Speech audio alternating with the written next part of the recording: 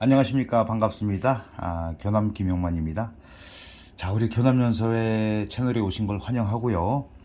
오늘은 이렇게 책을 몇 권 가져왔어요. 고륜 출판사에서 고륜 도서출판에서 나온 교재를 가지고 이제 설명을 드릴 건데요. 자, 석고문이 있고요. 그 다음에 이제 요즘 많이 쓰죠. 왕탁. 이제 이게 다 시예요. 시를 가지고 이제 자유롭게 쓴 거고, 그 다음에 이것도 이제 미불. 이것도 이제 행서죠. 굉장히 훌륭한 글씨라고 다 이제 교과서로 쓰는 이런 서체들인데, 자, 일단은 책은 뭐 굉장히 많아요. 출판사도 많고 하지만은 일단 여기서 드리고 싶은 말씀은 임서를 하는 방법에 대해서 얘기를 할 거예요. 자, 임서는 종류가 몇 가지가 있어요. 형태를 그대로 임서하는 형임이 있고, 그렇죠? 형태를 그대로 임서하는 형태를 그대로 임서하는 형임이 있고, 그 다음에 이거를 자의적으로 해석하는 이제 뜻을 이 어떤 의도를 썼나 하는 그 뜻까지 취합을 해서 내가 내 걸로 소화를 해서 하는 의임이라는 게 있고, 그 다음에 우리가 이제 청나라 때 유명한 서예가 오창석 석고문 아시죠? 이건 이제 원본이고요. 그런 경우 보면은 우리가 알고 이제 이게 비문에 있는, 여기 좀 가까이, 비문에 있는 이런 모양이랑은 전혀 다른 글씨가 나오죠. 이게 이제 배임이라고 해서 이걸 보고 써도 자기께 나온다. 이런 이제 경지, 그러니까 창작의 경지로 가는, 이렇게 구별을 한다고 합니다. 그런데 이제 초심자들을 위한 임서 방법이니까 나머지는 다 차지해 두고, 그럼 형태를 임서하는데 형태가 내가 글씨를 이걸 보고 똑같이 써요. 그런데 비슷하지가 않아. 일단 모양 자체가. 그러면은 스스로가 내가 문제가 있구나라고 인식을 하셔야 돼요. 그러지 않고서 자기만의 세상에 빠져서 써놓고 나서 감탄을 한다든가 이렇게 되면은 뭐 답이 안 나오죠. 자, 그럼 방법은 여러 가지가 있어요. 형태를 똑같이 하기 위해서 옛날에는, 지금도 마찬가지예요. 기름종이 같은 거 있죠? 잠시만요.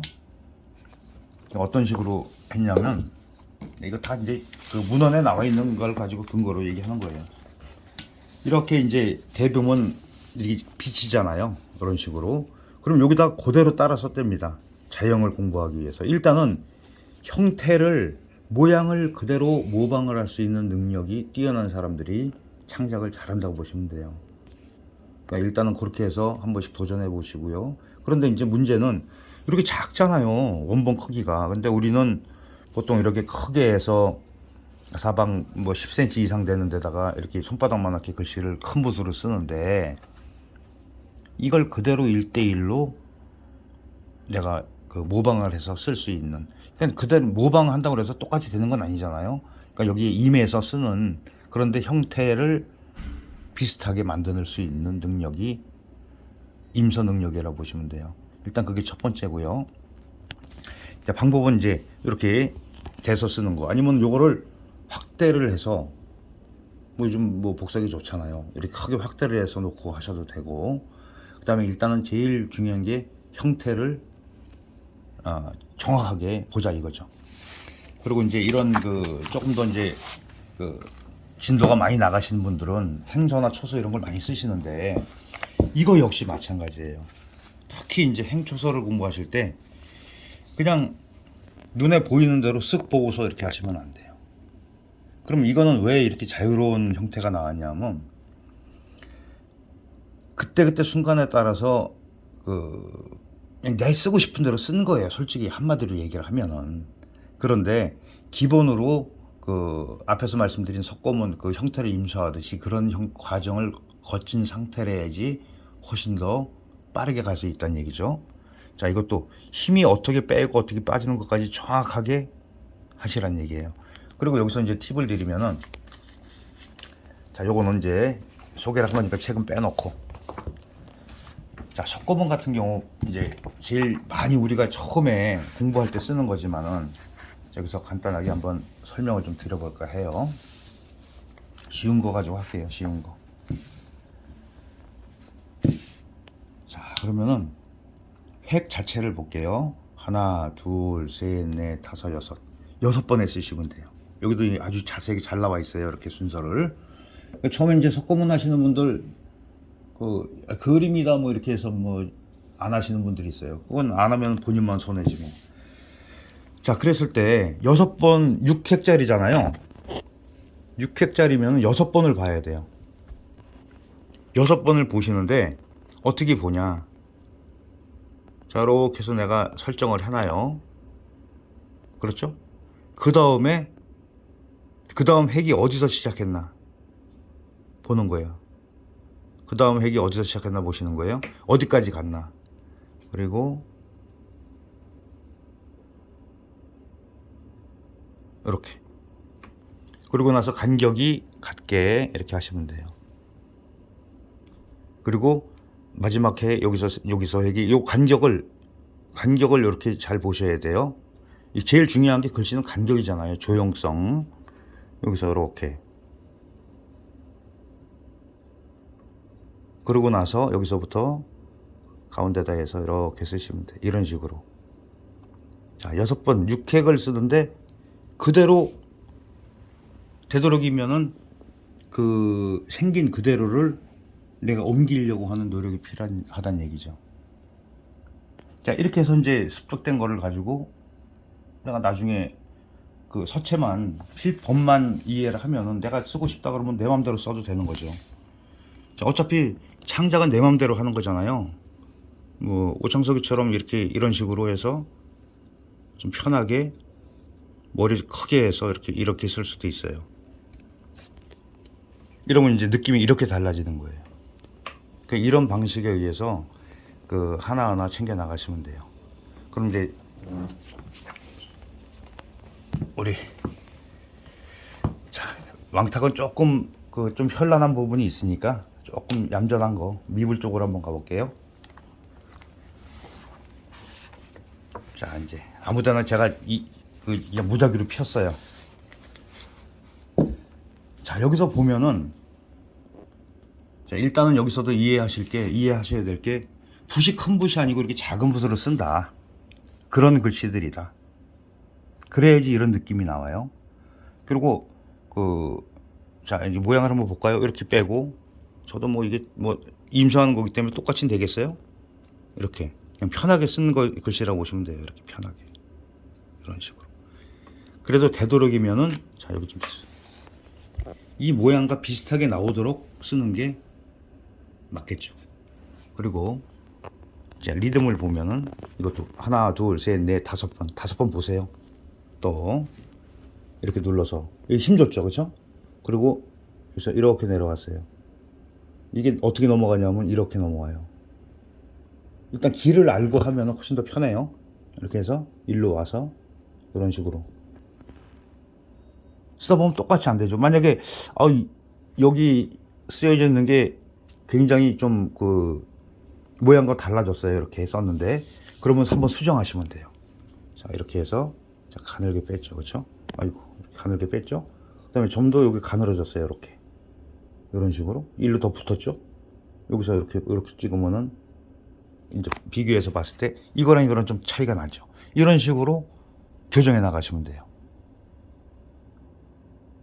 이해하시죠? 네, 그래서 일단은 성태를 만드는데 이제 정리를 이제 슬슬 할게요. 이제 뭐 정확하게 계속 늘어놓을 수가 없으니까 형태를 임설하는데 일단은 비슷하게 만들자. 그래서 이 글씨를 쓴 사람의 의도 그리고 어떤 의미를 가지고 썼는지를 알아야 돼요. 근데 특히 이제 행초로 오게 되면은 길을 모르고 쓰게 되면은 그리는 게 되죠. 그러니까 일단은 두 번째로 할 거는 특히 이제 행초서 공부하실 때는 글씨보다도 글자를 외우셔야 돼요. 글자를. 그래야지. 자, 여기 사랑의 자 같은 게 보면은 이게 이제 그 오자 쓰고 이런 부분이 많은데 왜 그러냐면 사랑의 자 같은 걸 해서로 보면은 제가 항상 강조하는 말씀이지만은 해설을 정확하게 내가 머릿속에 이 형태를 가지고 있어야지 어떻게 변화됐나를 알 수가 있어요. 여기 보면 뭉개진 것 같지 않아요? 그러면 이걸 기준으로 봤을 때 이렇게 해서 이렇게 된 거라고 보시면 돼요. 이게 여기서 타고 나왔기 때문에 가려졌다라고 보셔야 돼요. 여기서 이제 오면서 힘 줬죠? 여기서. 자, 이렇게 되고. 점 찍고 이렇게 내려왔어요. 그리고 여기서도 그냥 간 게 아니라 타고 들어오는 게 보이죠? 여기 저 그렇죠? 여기 살짝 보입니다. 여기서 이렇게 들어왔다는 얘기예요. 이렇게 둥글게 나와서 이것도 여기까지 와서 이렇게 오는 거예요. 이렇게. 그리고 나중에 여기다가 점 하나 더 찍었어요. 이렇게. 이러면은 이해도 되고 자형도 비슷하게 되고. 그렇죠? 그리고 이제 보통 우리가 일반적으로 저희 이제 어려서 공부할 때 보면은 노봉, 이렇게 그냥 노출된 노봉, 그다음에 이게 봉을 감추는 장봉, 이렇게 두 가지로 이제 공부를 했는데요. 이게 좋다, 이게 나쁘다, 뭐 이런 게 없어요. 그 당시에는 무슨 노봉으로 쓰면 일본 사람들 외서라 그래가지고 많이 뭐 터보시하고 그랬는데, 실질적으로는 이 모든 게 다 종합적으로 다 이 안에 들어가 있는 거예요. 자, 그때 글씨라는 게 뭐 우리 일반적으로 볼펜 글씨 써도 마찬가지잖아요. 똑같이 일줄 쓸 수가 없어요. 그때 따라 달라집니다. 이제 바쁠 때 빨리 쓰는 글씨, 이제 정성스럽게 정서로 쓰는 글씨, 이렇게 달라질 수가 있어요. 근데 붓이 떨어지는 게, 떨어지면 이렇게 떨어질 수도 있고 이렇게 떨어질 수도 있어요. 자, 이렇게 와서 그냥 이렇게 떨어질 수도 있어요, 시작을. 근데 여기서 눌러서 떨어질 수도 있어요. 그건 전혀 다른 느낌이 오죠. 이렇게 해서 이제 일단은 원자를 알고 그 다음에 임서를 할 때 어떻게 변화가 됐다는 거를 이해를 하고, 그 다음에 이걸 기준으로 해서 이런 모양을 자꾸 흉내를 내요. 그러면 이제 그 행조 같은 경우는 리듬까지 같이 공부하셔야 돼요. 임서 방법 중에 하나예요. 그러고 나서 이게 자형이 머릿속에 딱 들어와 있다. 그러면은 이걸 기본으로 해서 일단 자형을 아니까 내가 쓰고 싶은 대로 쓰면 돼요. 이건 이렇게 써도 돼요. 여기서 한 번 더 돌려도 되지만 이렇게 와서 여기는 파임을 안 하고 이렇게 하셔도 돼요. 그러면 네 글씨가 되는 거예요. 이렇게 해서 이제 하게 되면은 처음에 이걸 한 번에 다 하려고 그러면 어렵죠. 서체도 뭐 5체가 있고 여러 가지가 있으니까 하나하나 이렇게 본인이 지금 하고 계시는 학습하는 그런 교재를 가지고 이 방법에 의해서 해보세요. 그러면은 확실하게 달라진 본인의 모습을 발견하실 수가 있을 거라고 생각됩니다. 자, 이 정도 해서 이제 마칠까 합니다. 끝까지 영상 시청해 주셔서 감사하고요. 구독, 좋아요, 그다음에 알림 설정까지 부탁드리고 다음 영상에서 뵙겠습니다.